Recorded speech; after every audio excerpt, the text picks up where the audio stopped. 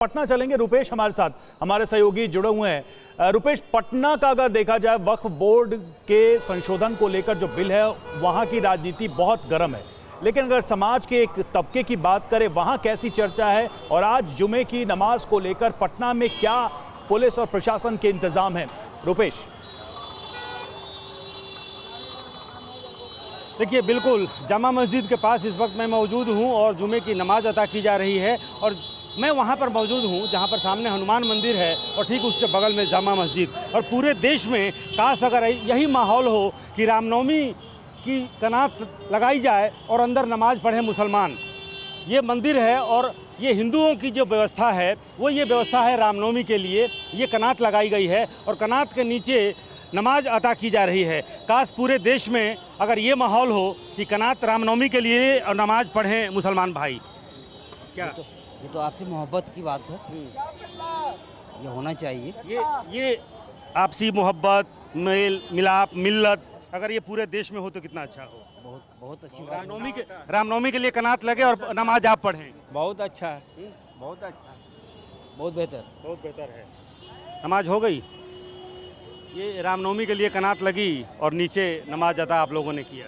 ये सदियों से चलता आ रहा है, हिंदू मुस्लिम भाई भाई कोई हो रहा है। अच्छा, ये वक्फ संशोधन विधेयक जो पास हुआ उसको लेकर के कुछ है आप लोग? उसके बारे में हम कुछ नहीं बोल सकते हैं, जो हुआ सर।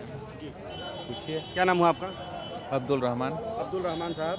क्या ये वक्फ विधेयक को लेकर के क्या सोचते हैं? क्या राजनीति, बिहार में तो खूब राजनीति हो रही है इसको लेकर। सबसे पहले तो आप ये समझिए कि कौमी एकजहती और जहाँ गंगा जमनी तहजीब का मामला है, जब हम लोग सदियों एक साथ रहते आए हैं, कुछ मुट्ठी भर लोग, दोनों तरफ के लोग हमारे आपसी भाईचारे को ख़त्म करना चाहते हैं और नासमझ दोनों तरफ से हैं। और कोई भी फैसला ऐसा हो जो मुल्क के हक़ में बेहतर हो। मुल्क के हक़ में फैसला हुआ है? ऐसा तो नहीं लगता है और हमसे ज़्यादा बेहतर आप लोग जानते हैं, क्योंकि हम लोग तो ज़्यादा इस सब में रहते नहीं हैं। लेकिन मुल्क के हक़ में फैसला नहीं हुआ है, क्योंकि जो चीज़ चली आ रही थी एक ज़माने से, उसमें आप परिवर्तन करते रहेंगे। कहीं ना कहीं आप एक समाज को दाबने का काम कर रहे हैं और सब लोग नहीं है इसमें, मुट्ठी भर। अभी भाई साहब ने कहा चंद ऐसे लोग हैं। अब अभी आप देख लीजिए, एकदम सिंपल सी मैं बात बता देता हूँ। ईद की नमाज आधा घंटा और अभी 3 से 4 बजे से यहाँ सारी दुकानें बंद हो जाएंगी।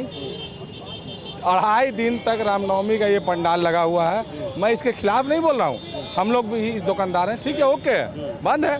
क्योंकि धर्मनिरपेक्षता क्या कहता है? धर्मनिरपेक्षता कहता है कि हम जो धर्म को माने दूसरे धर्म का। आपका वो जो विधेयक है जो अब एक्ट बन गया, क्या विरोध किस बात को लेकर? कौन से पढ़ा है आपने? क्या क्या पॉइंट्स हैं उसमें? क्या क्या? ज़्यादा तो नहीं पढ़े हैं, लेकिन पढ़े नहीं है लेकिन विरोध, पढ़े नहीं लेकिन विरोध करेंगे। कुछ पढ़े हैं, कुछ पढ़े हैं। जैसे कि उसमें विधेयक में है कि जो आपने पढ़ा है, आपने देखा है क्या है, तो आप समर्थन कर रहे हैं या फिर मुखालफत कर रहे हैं?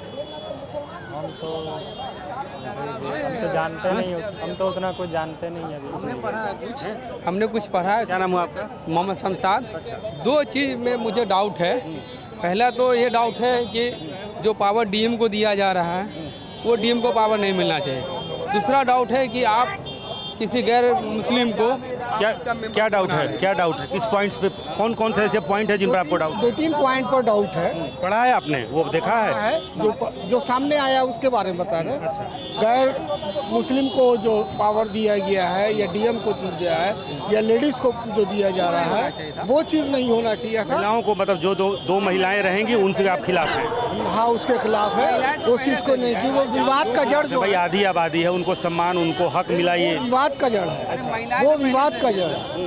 क्योंकि महिला जहाँ भी आए तो वो विवाद कर रहे हैं। महिलाएं पहले से है ना, ऐसा थोड़ी महिलाएं नहीं है। लेकिन जो नॉन मुस्लिम को जो उसमें मेंबर बनाया गया, बाकी भी कास्ट में तो बहुत सारे मान लिया धर्म के अलग अलग सब कुछ उसमें कहाँ दिया जा। कुछ युवा हैं, ये बताइए, ये जो संशोधन विधेयक को जानते हैं? रुपेश, लोगों की बातें बड़ी मुखर रहा है और ये देखिए यहाँ पर पटना में क्या सोचते हैं मुस्लिम समुदाय के लोग, ये जानने की कोशिश कर रहे थे रुपेश।